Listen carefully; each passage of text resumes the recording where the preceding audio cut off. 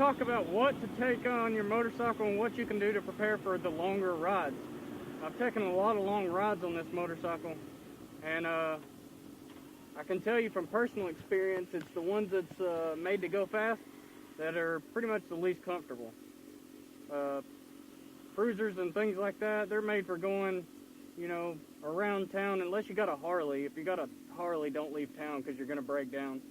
But anyway, the cruiser style, they're meant to go a little further because of the seating position isn't so far forward, and the seats are a lot more padded and comfortable. These type of bikes, sport bikes, they're made for, you know, racetracks or for canyon riding. They're not really for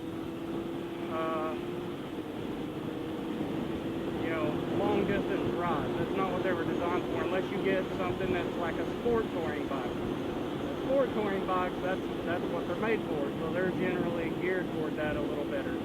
You can still enjoy them because of the sport part. You can still enjoy canyon curves and things like that, but they also have like luggage gear, and better seats and more sit-up top positions. They have things like electric windshields, all kinds of goodies. But so some of the things that you can do to prepare for some of the longer rides, one of the biggest things I would say on a long distance ride is something you should always be doing, and that's loosen your grip on your handlebars. Now, this has a lot of different reasons as far as handling characteristics and things like that, but on long distance rides, if you're making that mistake, it's going to come back to bite you, because you're going to get the pain in your arms and in your elbows, and it's basically like tennis elbow.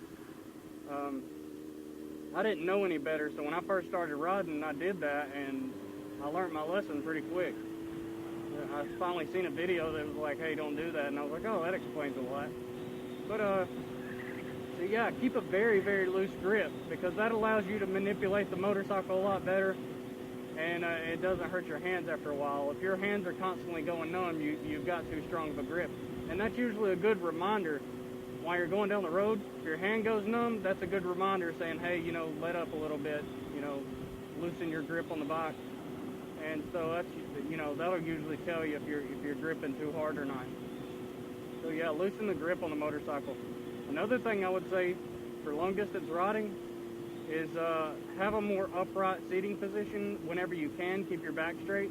A lot of times what I'll do is I'll be on long distance rides, I'll sit back like this with just the one hand, and I have one of those things called the cramp buster. I think I paid like 15 bucks for it.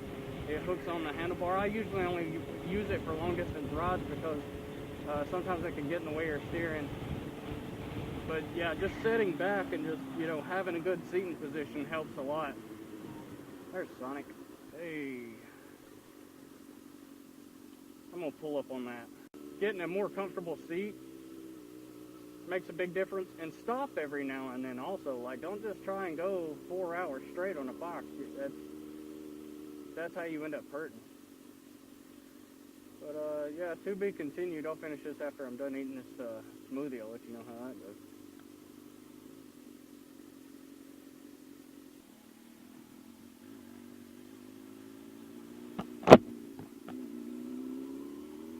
Okay, I'm back.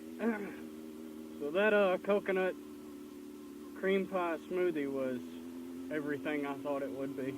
Some other things that you can do, you can get aftermarket seats that are more padded.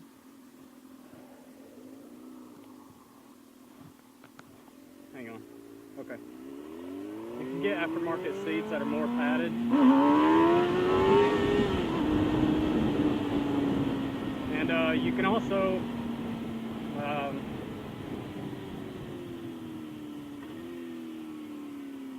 you can get luggage, what do you call them, tank bags. That's what I'm looking for. I have a small one right here on my bike, and that's mostly for just day stuff.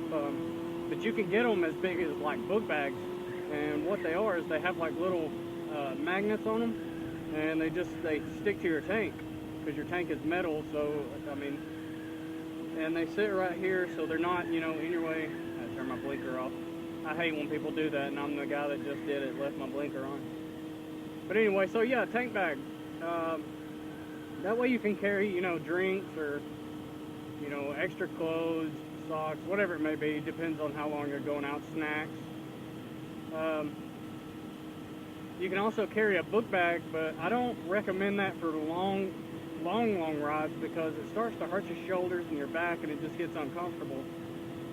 One of the things I do on my bike, let me see if I can stand up and turn around real quick, is I have this luggage rack, little strap thing here.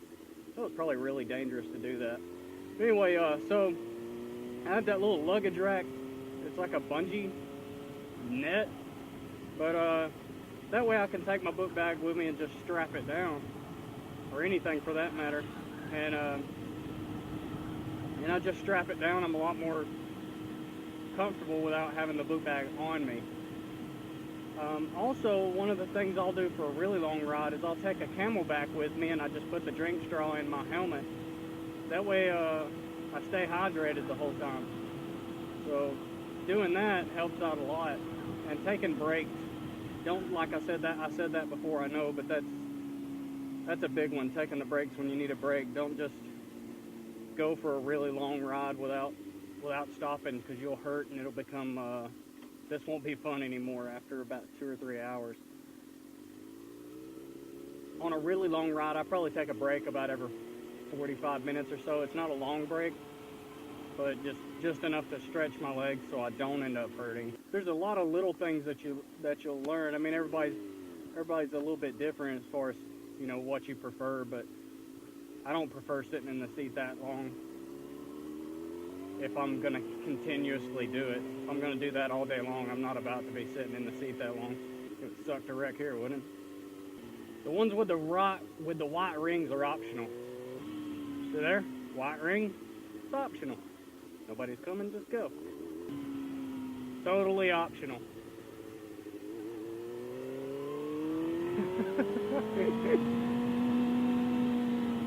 Some cop's gonna see this one day and I'm gonna go to jail. Yeah, having a bike that has more of a forward type position, a lot of times on the really long rides, if I'm on the highway and I have a lot of speed up, I'll just tuck in and kind of lay my chest on the tank, like so. Like I'll just tuck down and get comfy. But it's only good for really, you know, highway speeds really. You can't do that the whole trip, obviously. You have to sit up every now and then, but it's, you know, a good way to just kind of relax your back for a little bit. Be careful though on doing that, because if you're really tired, I have actually fallen asleep on a motorcycle doing that really early one morning coming home from work. I put my chest down here and I had my helmet kind of resting, and I guess it touched the cell phone holder and gave me a place to lay my head. And next thing I know, I was waking up feeling those, like, the bumps on the side of the road that's designed to, like, you know, let you know, hey, you're going off the road. And that was a adrenaline pumping experience. It's not cool to wake up like that. When you're the one supposed to be driving, you never want to wake up like that. So yeah, that goes back to taking plenty of breaks if you're on a really long ride. Make sure you get the rest you need. Got a lot of pancake places, Waffle House, IHOP, Puddle House.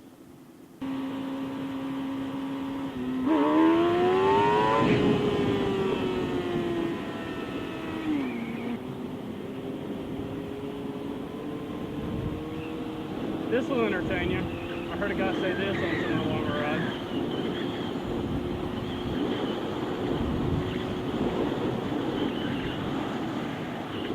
I guess it helps heat up the tires too. I got pulled over for doing that one time, and the cop said it was reckless driving. But I was staying in my lane, just like this, and I was just doing this. And he said it was reckless driving, but actually, I guess he didn't ride a motorcycle, but that's actually a safe thing that I do, because what I'm doing is if I know I'm about to start taking turns on any road, you know, with decent sharp turns, I go ahead and I warm the tires up, because it's a motorcycle tire. It's not like a car tire. it has to be warm for it to actually stick. I don't want this thing to slide out on me. And so I was doing that to warm the tires up. And I guess he just thought I was being a hooligan or something and pulled me over and said that it was reckless driving. I didn't get a ticket because I explained it to him, and he was like, well, you know, just don't do that. Okay, I guess I just won't do it in front of him anymore, but that's actually something that I've noticed actually helps the tires grip is to warm them up. That's why they have tire warmers at racetracks. These things grip a lot better whenever it's warm.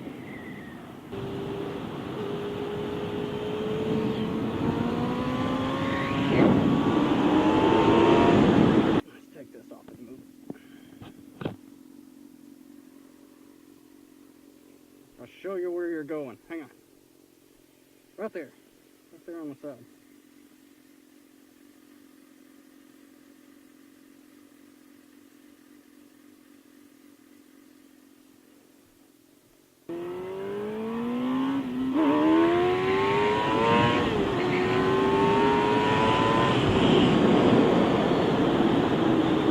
So, I've been watching another motovlogger, the Wingman. Speaking of long distance riding, this guy's got a goldwing, so hence Wingman being his name. That guy's almost got me convinced to get a goldwing. Not literally, I mean, I'll get one when I'm older, I'm sure that'll be what I get. I refuse to get a Harley.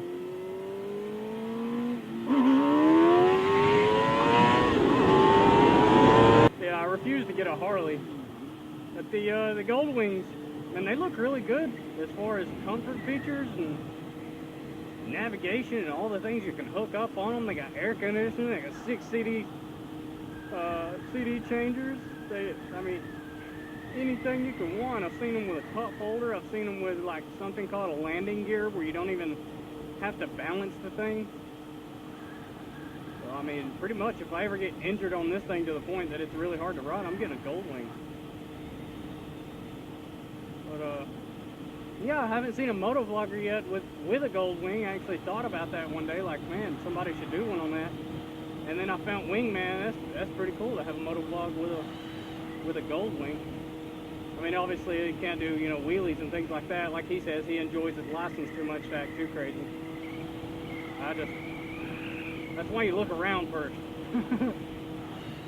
Of course, I get called every now and then, but that's, you know, it happens. I try not to act too stupid about what you guys see on videos, about the extent of what I do. I mean, I'll go fast every now and then, but I mean, most officers are understandable of that. I mean, they understand you're on a crotch racket, you're going to play every now and then, as long as you're not acting ridiculously stupid.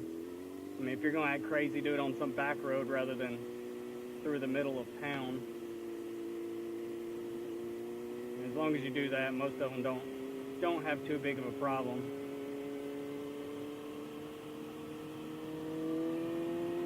If they seem really pissed, I guess just throttle it. I don't know what to tell you.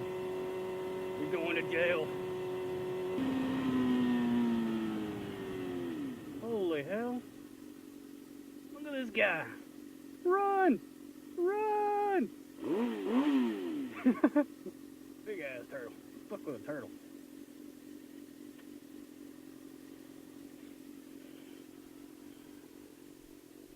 Come on, let's go get bit.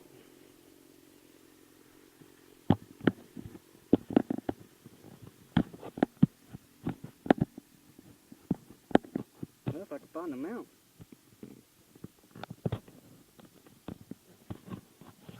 Look at this guy. Freaking huge. Don't kill me. Wait, wait, wait, wait. Oh, shoot.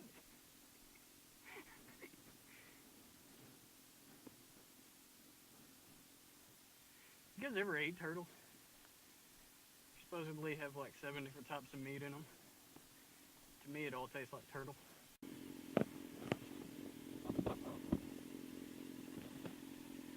Back on the front we go. Yeah, I ate turtle recently, actually. not the best, but it's not the worst. I teach survival, so how crazy would it be to, look at them 2 squirrels. How crazy would it be to not want to be at least willing to try to eat something like that? I'm not sure if you guys just heard anything I just said because I had the visor up. I'm gonna sit on the gas tank. Yeah, girl. Woo.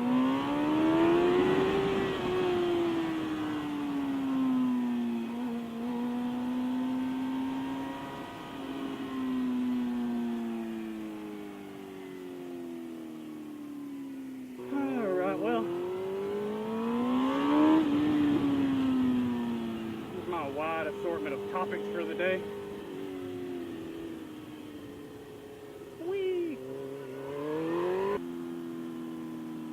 Alright guys, thanks for watching.